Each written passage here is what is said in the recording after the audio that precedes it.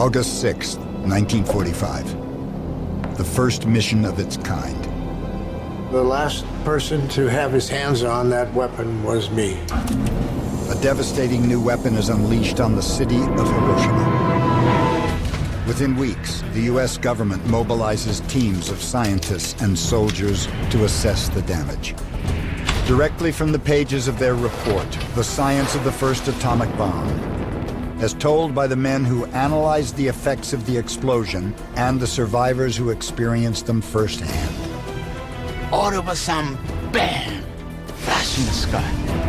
Now, what happened in the 24 hours after the world's first atomic attack?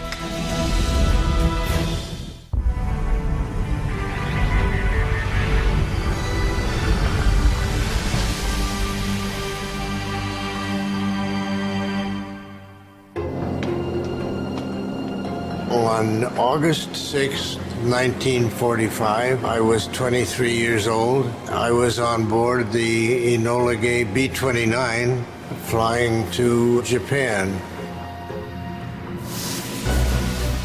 1945, August 6. I was 13 years old. August 6, 1945. I was standing against the window looking outside.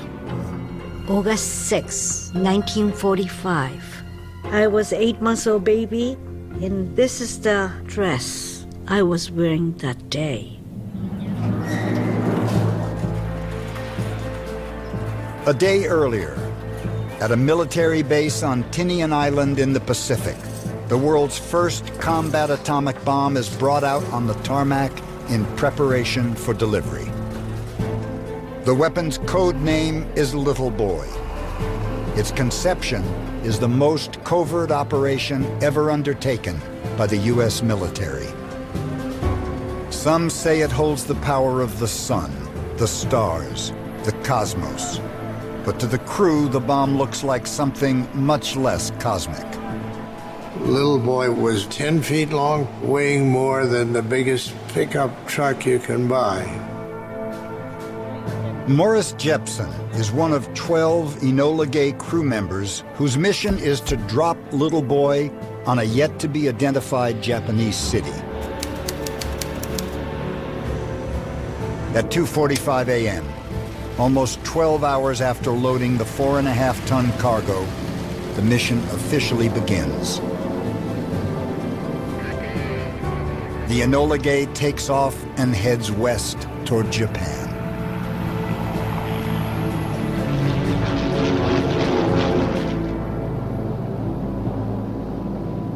First time I saw Little Boy was when I climbed into the bomb bay. Within this cylinder of armored steel is 140 pounds of highly enriched uranium. Its uranium is divided into a projectile and a target. The bomb works like a big gun. Bags of gunpowder ignite, creating the pressure to send the projectile flying forward, smashing it into the target. Within seconds, critical mass creates a nuclear chain reaction, releasing a colossal amount of destructive energy. But because B-29s are known to crash on takeoff, the gunpowder is not yet inside the bomb. Now that they're safely off the ground, Jepson and Captain Deke Parsons can put the explosives into place. It takes Parsons only 15 minutes to place the 4 bags of cordite gunpowder inside the bomb's tail. But Little Boy's detonation system is not yet fully armed. How to do it, Lieutenant? That's Morris Jepson's job. These are the actual plugs he used that day to arm the Little Boy bomb. The weapon has 3 green plugs that work like a safety lock on a gun, preventing it from activating. Jepsen must remove the green plugs and swap them out. The red plugs complete the weapon's electrical circuitry so that sparks can ignite the gunpowder. I had to handle, touch, lean on the little boy bomb, so the last person to have his hands on that weapon was me.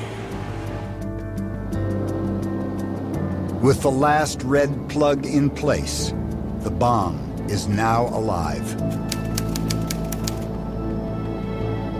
There are less than 2 hours before they reach Japan, yet no one's completely sure that little boy will actually work. The Hiroshima bomb was an experimental weapon, and it was the first test.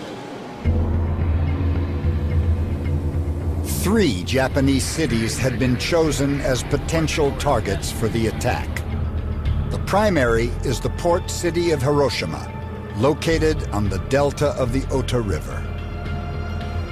A city of considerable military importance, it houses a communication center and an assembly area for troops. But it's far from just a military target. 80% of the people here are civilians. Since the previous March of 1945, almost every major city in Japan has been firebombed. Yet Hiroshima remains untouched. The people of the city worried about that. Were they being chosen for something especially terrible? But as the Enola Gay reaches Japan, Hiroshima's fate is still not final. It all depends on the weather. One of the requirements for the target is that it has to be visible from the air. Weather planes fly ahead to check the conditions over the 3 selected cities. As it happens, it is a clear morning at Hiroshima. The city's fate is now sealed. 13-year-old Shigeko Sosamore can feel the sun burning down on her on this hot, cloudless morning.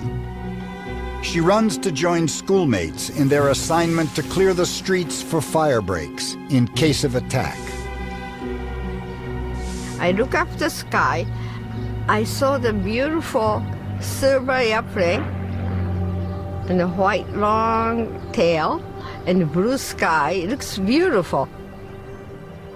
And at the same time I saw something drop. Shigeko is less than a mile from the Enola Gay's target, the distinctive T-shaped Ioi Bridge. Running across the river in the center of downtown, it can be spotted easily, even at 32,000 feet. 90 seconds before release, the bombardier sets his sights on the target about 2 miles below and makes careful, last-minute maneuvers. Will they hit the target? And will it explode at the preset altitude of 1,900 feet over the city? There are hydraulic actuated doors, big long doors, 12, 15 feet long. They don't just slowly open, they fly open like that.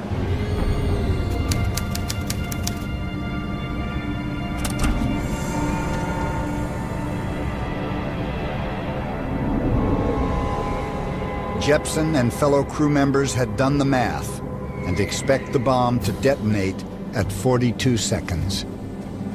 That 43 seconds, I was nervous. I was monitoring the test box, thinking and counting in my head. The crew of the Enola Gay are not the only ones counting down at 8:15 on August 6th. 8-year-old Takashi Tanemori left home at 8 a.m. to get to his school. He's looking forward to playing with his friends. I was excited this particular morning for the hide and seek because I was chosen as it. So I was standing against the window looking outside. While Takashi counts, thousands of others are outside, en route to work and school. As the lone Enola Gay flies overhead, there's little alarm. It looks nothing like the bombing squadron most people fear. People assumed it was a weather plane. And instead of doing what the scientists had assumed would happen, which is that they would run into bomb shelters and be safe from the effects of the blast, people came outdoors to look.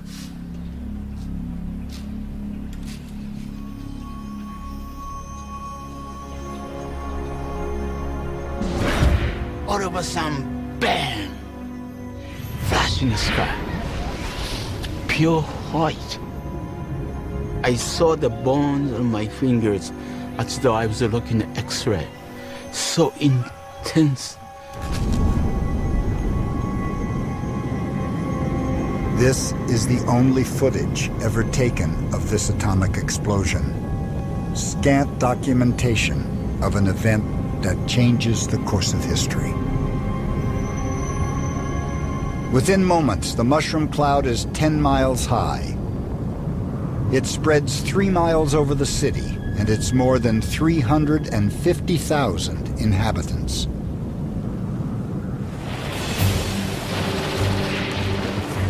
On the day of the attack, the United States has been in the war for 4 years and has lost over 100,000 men on the Pacific Front alone. Despite losing over 1 million men, the Japanese continue to fight fiercely. Some fear that if the war goes on, millions more will be lost on both sides. We thus saw the atomic bomb as a potential way to shock them into surrendering.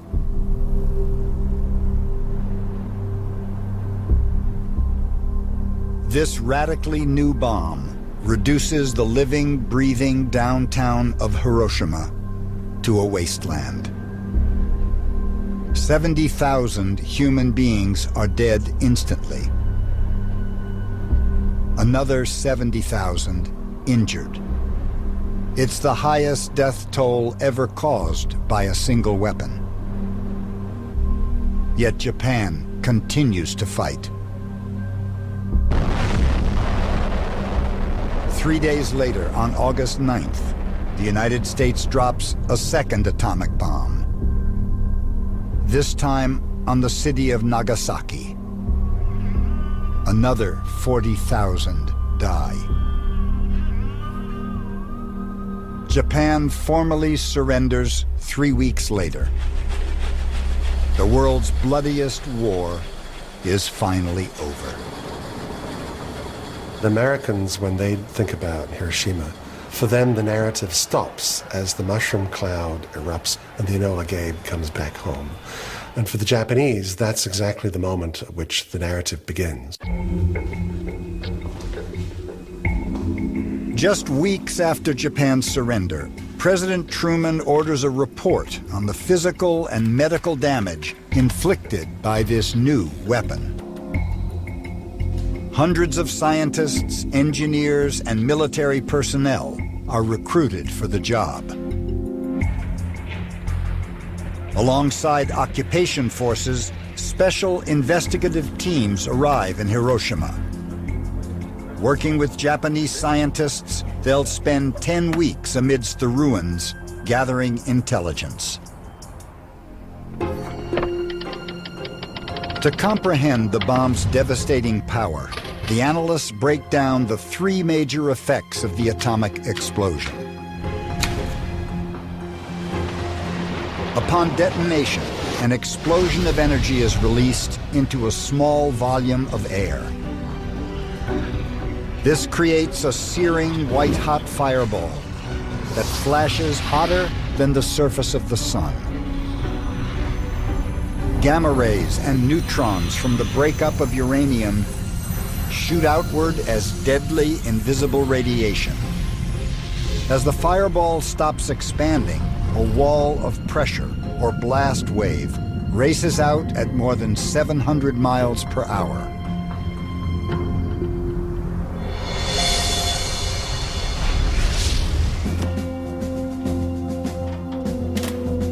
In their report, the scientists described the effects of the first stage of the explosion, a thermal flash. The flash of the explosion emitted radiant heat, traveling at the speed of light. It generates temperatures up to 7,200 degrees Fahrenheit, twice the melting point of steel.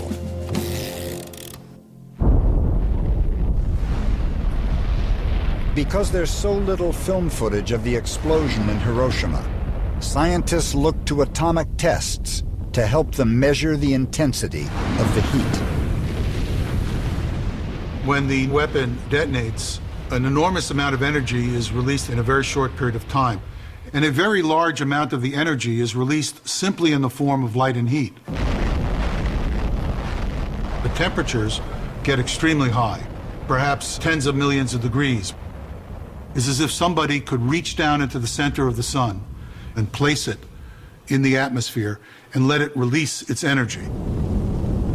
This energy is instantly lethal when released upon human beings. If your skin gets illuminated, it will simply be turned into carbon. And in the case of people who were close enough to get that much light and heat on their bodies, they simply cease to exist as living entities without them probably even being aware that anything had happened.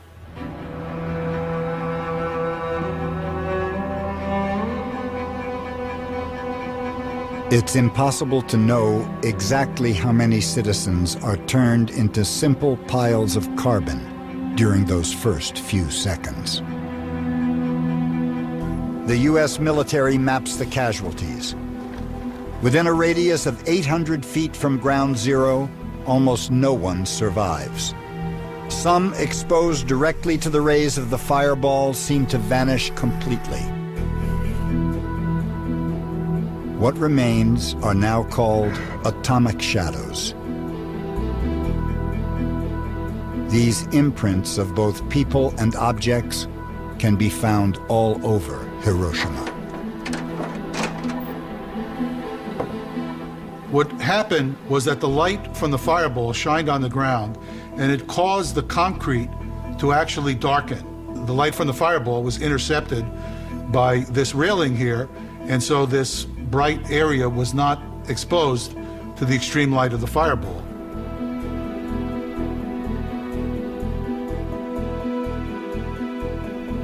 These atomic shadows give scientists a tool to analyze the location of the explosion. And this allowed people to measure the direction and the height of burst of the nuclear weapon, because they could form a plumb line, and from many different directions you can actually get the location of the nuclear explosion. From their calculations, the scientists discovered the Enola Gay hit incredibly close to the target. Just 550 feet, less than 2 football fields away from the T-shaped bridge. More than 50% of those killed within a half-mile of ground zero died of severe burns. Those who survive at that distance are barely alive. This man is suffering from the type of burns that plague Shigeko Sasamori. The flash burns over 2/3 of her body. The little girl who left the house that morning is unrecognizable to her mother when she finds Shigeko 5 days after the blast. When she heard my voice, but doesn't look like me because my face and hair was like a big black football, all round. And where's the nose, where's the eyes? Couldn't tell, all black. Clothing ignited, thatched roofs of houses caught fire. The flash heat was intense enough to cause fires despite the distance. Anything exposed to the heat of the flash, a child's notebook, newspapers, the traditional paper shoji screen, ignites instantly.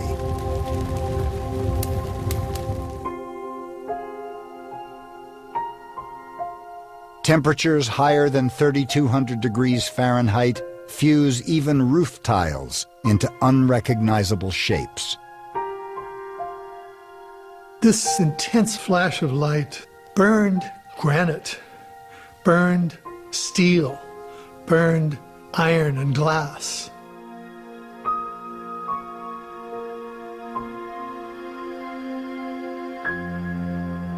This lunchbox was found 1/3 of a mile from ground zero.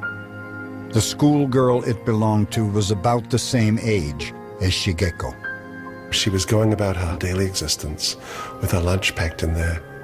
She was destroyed by the bomb, and all that's left is this tangled, mangled, charred lunchbox. Whether you lived or died depended on how far away you were from ground zero. Didn't matter if you were Japanese or Martian. This was not an ideological bomb. This was a weapon of mass destruction, a weapon of terror. Less than a mile from ground zero is the 3-story school building where Takashi is playing hide and seek. The bomb's shockwave is about to hit.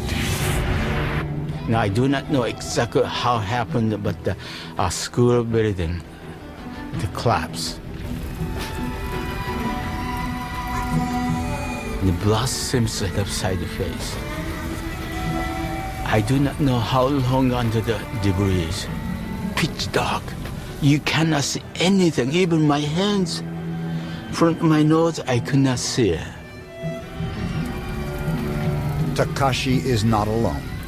There are thousands trapped beneath the rubble that was once downtown Hiroshima.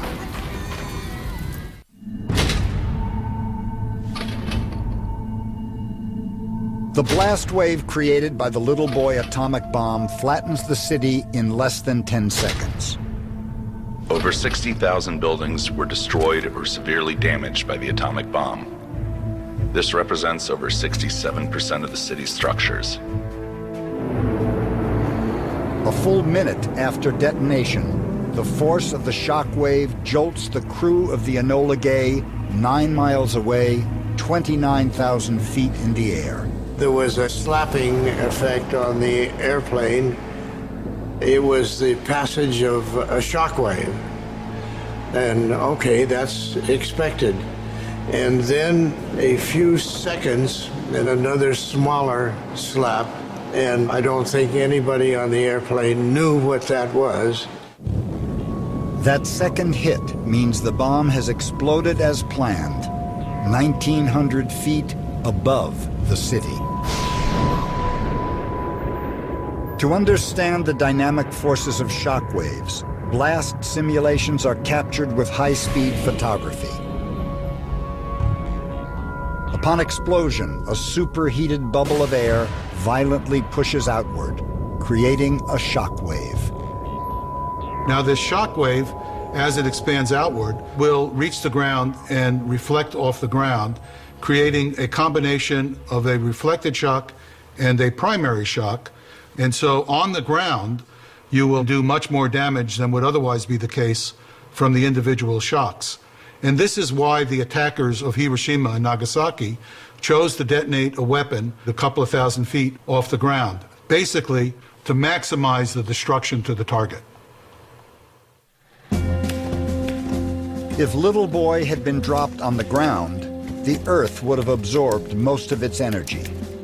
But detonation in the air forces the shock wave out, flattening just about everything in its path. There is heavy damage for 3 miles in every direction.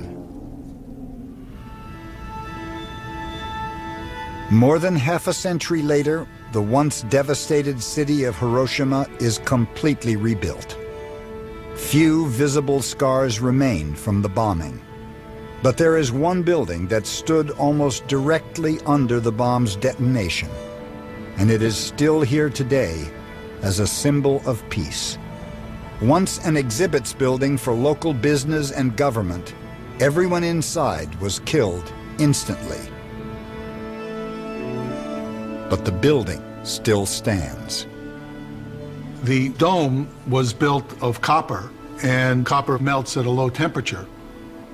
Light from the fireball was so intense that it basically melted the copper before the shock wave arrived. The shock wave came down vertically, blew through this opening, and just knocked each floor down as it propagated through. So this building is standing because of the peculiar accident that it was almost directly under ground zero. Windows and flying debris become shrapnel as far as 12 miles away from the blast. The damage from the explosion is well documented after U.S. troops arrive. But on August 6th, the violence of the moment is captured only in the survivors' memories. Many of Hiroshima's survivors have painted those first hours.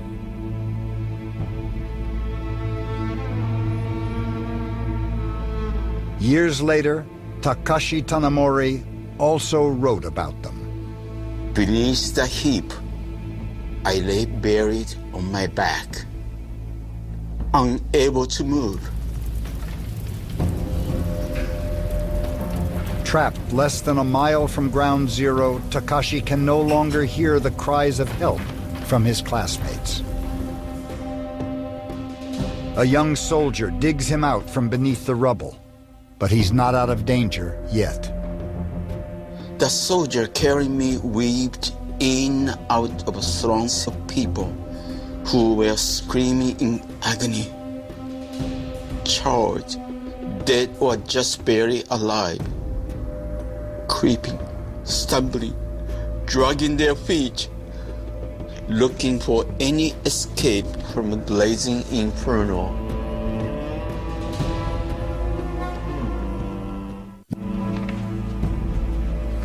The military analysts studying the destruction report the beginning of a rare phenomenon.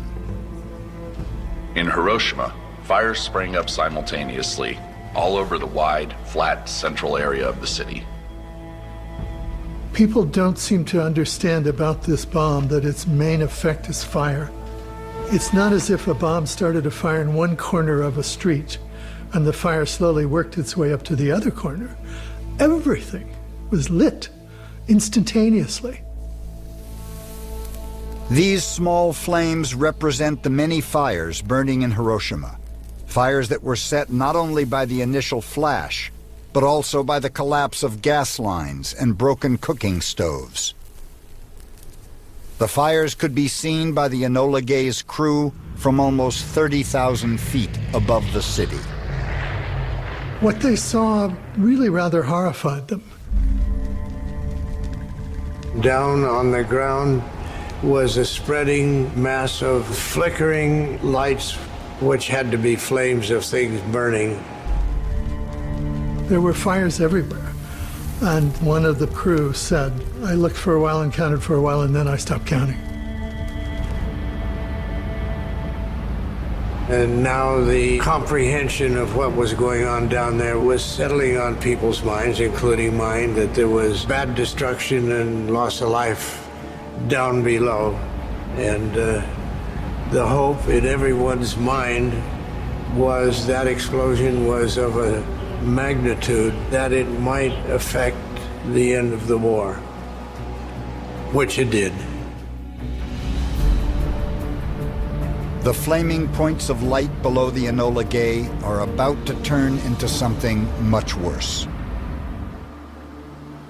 To see what happens when many small fires are set off simultaneously, Hughes Associates, a group of fire protection engineers, designed a simulation. First, the fire will be very small, and then eventually we'll start to see an effect develop as what happened at Hiroshima. You think of it rather being cylinders as being, city blocks of burning buildings. In the city, you have uneven terrain. You have hills, you have buildings of different sizes, so you would have uneven airflow. So we set up these sheets of drywall with gaps in them to sort of represent this idea of having uneven terrain, which is going to, introduce a bit of a swirl into the flow, feeding the fire. The heat of the flames sucks in air from the ground. This creates gale force winds of up to 50 miles per hour. At points in time over the city, you would have had fire whirls, these tornadoes of flame, which will appear and disappear as the air is entrained into the fire and forms these vortexes, much like a dust devil on a hot summer day. Whether flames from candles, canisters, or city blocks, the fires merge as the heat and winds become more intense. In Hiroshima, the mass fire burns for 6 hours and consumes 4.5 square miles. What remains is what survivors call a city of death. Hiroshima City was red ocean, fire burning, whole entire city is burning. The rivers of Hiroshima are one of the only safe havens for survivors seeking safety from the heat and flames. Despite her serious burns, young Shigeko Sasamori makes it to a riverbank, only to be surrounded by death and suffering. I heard a baby screaming. I still remember very clearly the mother was the bleeding all over and tried to nurse baby, and baby was so. When I remember that part of it, I just can't take it.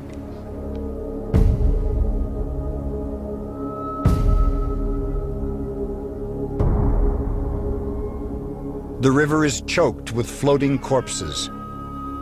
Many of those still alive are barely recognizable. People themselves just horrible looking. The hair was ashes and kinked up, and some skin hanging on. Just dead people walking like a ghost. Eyewitnesses will talk about a lot of the survivors walking out with their hands in front of them. Apparently it dulled the pain of skin that was actually falling off, but it also made people look like walking ghosts. I remember one woman described seeing a man walking down the road holding his eyeball in his hand. It's hard for us to imagine how Dante-esque the world was that was created by the explosion of this beautiful invention in physics. If there is a hell, that was the hell. Thousands in desperate need of help have nowhere to turn and no one to treat them.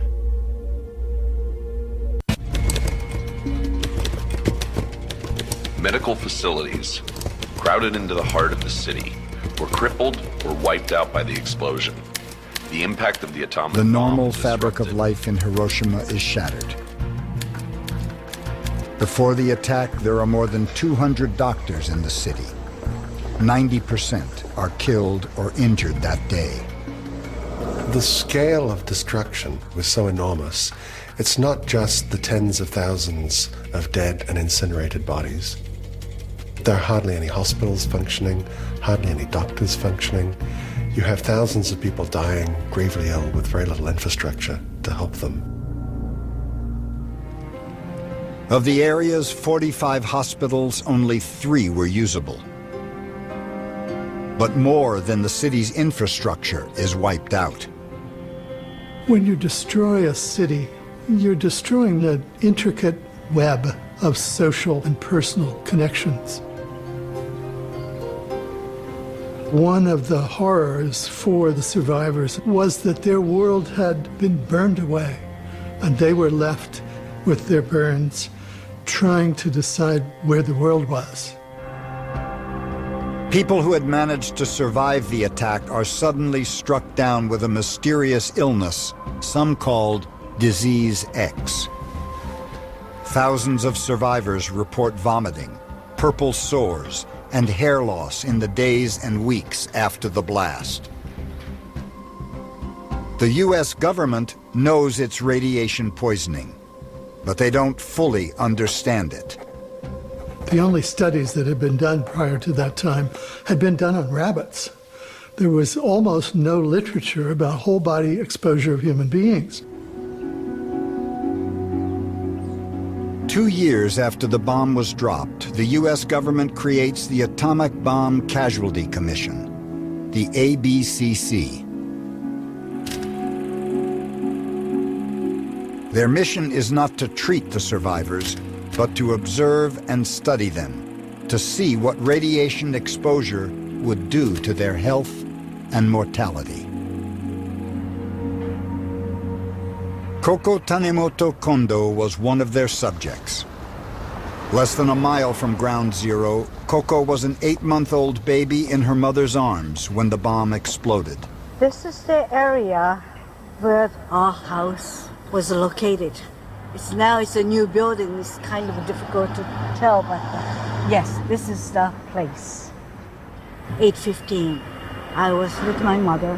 The house was destroyed. Although Koko survived the blast and the fire, what was not known was the effect radiation would have on her body. In the first milliseconds of Little Boy's detonation, electromagnetic energy in the form of gamma rays, neutrons, and X-rays sprays up to 2 miles in every direction. The waves and tiny particles, invisible and odorless, bombard anyone exposed with cell-damaging energy. For almost all within a half mile, the rays are deadly. Many of the survivors carry around with them the fear that the radiation is like a sort of time bomb in their bodies. They've lived with the constant fear that they would come down with leukemia or cancer, that they would give birth to children with birth defects and so on. Several years after her house collapsed around her, Koko became part of the ABCC's study. The whole world wanted to know how the radiation affected the human body. Best way is to check the children. For a decade, Koko spends 1 day of every year being examined. Thousands of survivors are still participating in what is now one of the longest-running medical studies in the world. The ABCC, now the Radiation Effects Research Foundation, has collected data from over 120,000 atomic bomb survivors. Today, with the collaboration of the Japanese government, their information continues to shed light on how radiation affects the human body. The reason we as mammals die from radiation exposure is simply because cells have DNA damage, chromosome damage, and they stop dividing. When cells stop dividing, the immune system fails. Internal organs shut down. Fetuses stop developing. The process of life ends. But this understanding comes at a cost for survivors like Koko. As she hits puberty, the examinations at the ABCC become difficult. At 14, Koko is ushered from her private exam room to an auditorium. The doctor told me to go up the stage. But the spotlight was so strong, so I could not see how many people inside.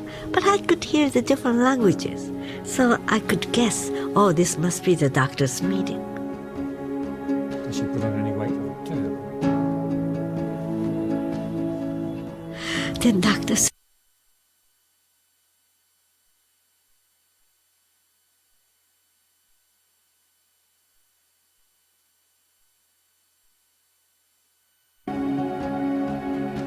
I was just so furious. Yes, August 6, 1945, I was in Hiroshima. But I didn't start that war. Why do I have to show almost naked body to the people? And so I cannot tell that to my father or my mother or my friends. Something deep inside for a long time.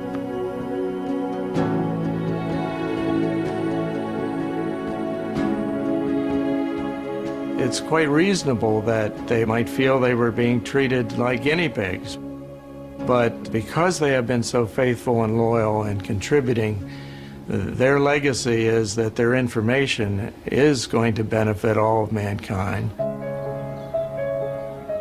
Coco has never been able to have children, a possible result of radiation exposure. But her participation in the study is part of a different sort of legacy.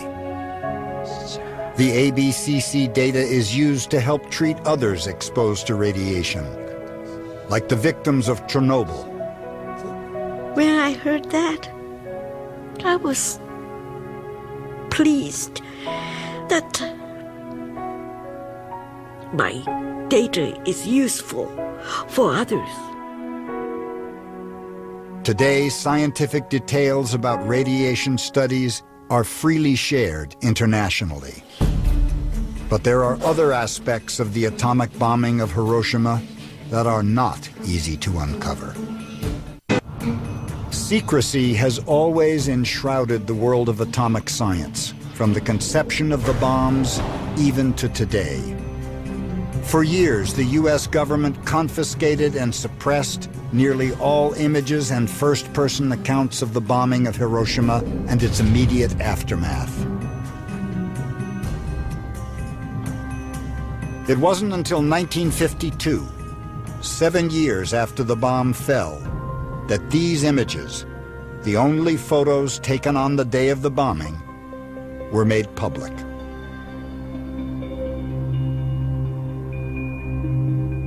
Military censors were aware that public opinion back home could turn to some degree against the bombing if they were exposed to images that are very painful to see of what exactly the atomic bomb had done to human bodies on a large scale. While the military didn't want to share details of the aftermath with the public, they did want to understand the power of these new weapons. And they used film footage of later atomic tests to do it. 5, 4, 3, 2, 1.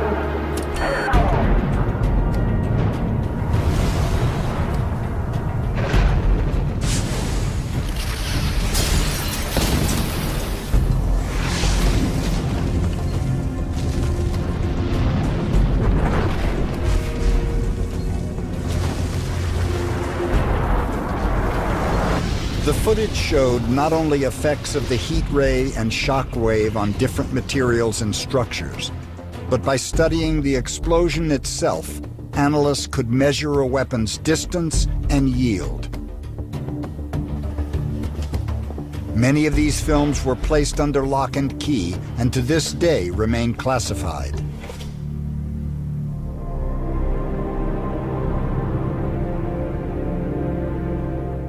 The military analysts who witnessed the enormous scale and chilling effects of atomic weapons closed their report with a grim observation.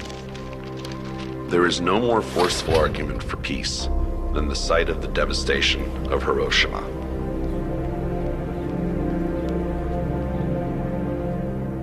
These weapons, they are so indiscriminate, they are so murderous, you have to ultimately conclude that these are weapons of mass genocide. By the mid-1950s, the U.S. military was in a global nuclear arms race with the Soviet Union and was testing nuclear weapons up to 1,000 times more powerful than those used on Japan.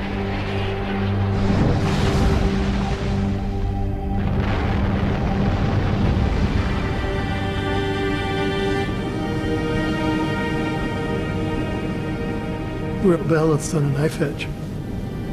And until we get rid of all the nuclear weapons in the world and keep it that way, we're always going to be balanced on that. In fact, even without nuclear weapons, we're always going to be balanced on the knife edge because we know how to make them. Today, it's difficult to see evidence of the once devastated Hiroshima. The museums and monuments of Peace Park are a reminder of what happened on August 6, 1945. Inside this mound are the remains of thousands, bodies not recognizable and never claimed. But the most powerful reminders come from those who survived, the only ones who can tell us what it's like to live through an atomic attack. Only one bomb changed the whole thing. We have to learn. We cannot make the same mistake. No. The greatest way to avenge your enemy by learning to forget. I hope I'm able to give my children a better world than I received by telling the story, the lessons that we have learned. So that's my desire.